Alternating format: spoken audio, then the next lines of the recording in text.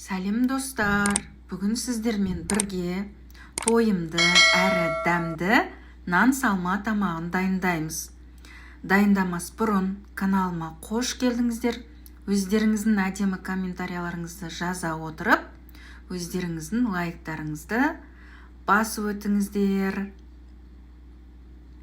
Ең бірінші бізге нан салма тамағын дайындау үшін туралған пиязымыз, менде қатырылған помидор және болгарский, алдын ала картошканы ашып турап қойдым, және еттерімді турап қойдым, және сәбізімді турап қойдым. Осыларды турап алдын ала дайындап қоямын. Ең бірінші қызып тұрған майымызға етімізді салып, жақсылап тұрып араластырамыз. Етімізді өздеріңіздің қалауларыңыз бойынша қызартып қуырсаңыздар да болады. Мен осылай қуырып жатырмын. Енді келесі кезекте туралған пиязымызды саламыз, және де тағы да араластырамыз. Келесі кезекте осы араластырып болғаннан кейін біздің туралған сәбізімізді қосамыз.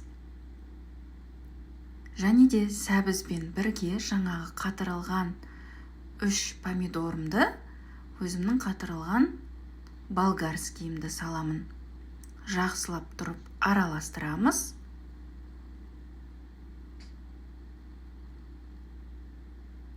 Және тағы да қуырамыз. Негізі қуырылған сайын тамақ дәмдірек болады. Енді біз салмасына, нан салманың қамырын дайындау үшін суға, яғни тұз суға ұнды салып қамырымызды дайындаймыз, және ол дайын болған қамырымызды кішкене тындырамыз. Енді көріп тұрғандарыңыздай картошкамызды барлығын салып араластырдық. Мына жерде біздің қатырылған помидорымыз әдемі болып не істелінген? Езілген. Енді үстіне кішкене суымызды қосып, қайтадан бұқтырып қоямыз. Дайын болған қамырымызды тағы да кішкене бір 5-10 минутқа қайтадан қойып қоямыз. Яғни қамырымыз тұрған сайын әдемі болады, және жайғанға да әдемі болып тұрады. Көріп тұрғандарыңыздай қамырымыз өте әдемі шыққан. Енді дайын болған қамырымызды әдемелеп тұрып жаямыз.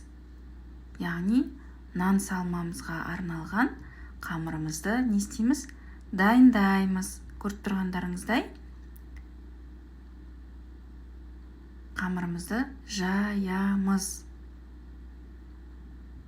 Дайын болған қамырымызды мен осылай кесіп алдым, екіге бөліп, және арасына ұнды сеуіп, қамырымызды тураймыз. Енді бұл жерде қамырдан нан салма қамырының ерекшелігі осындай ұзынша көлемде, көріп тұрғандарыңыздай видеодағыдай осылай кесемін. Негізі өздеріңіздің қалауларыңыз бойынша бұны тағы да 2 бөлікке бөліп, кішкене қысқа түрінде қылсаңыздар да болады. Бірақ мен осылай жайып, осылай кесіп дайындадым нан салма қамырын. Көріп тұрғандарыңыздай көрдіңіздер ме? Әдемі шыққан. Бұл нан салманың дайын болған қамыры, яғни жайған. Енді қайнаған суымызға жаңағы жайған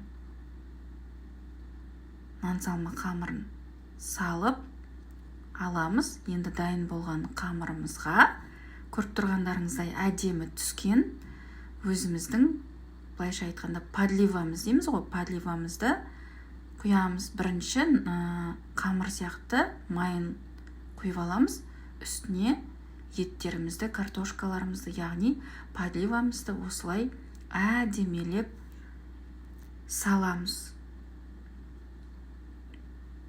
Видеода көріп тұрғандарыңыздай өте дәмді, өте әдемі, өте тойымды деп айтайын, нан салма, хит дәмі бар нан салмамыз дайын болды. барлықтарыңызға ас болсын, дастарханымызда молшылық болсын, ас болсын барлықтарыңызға.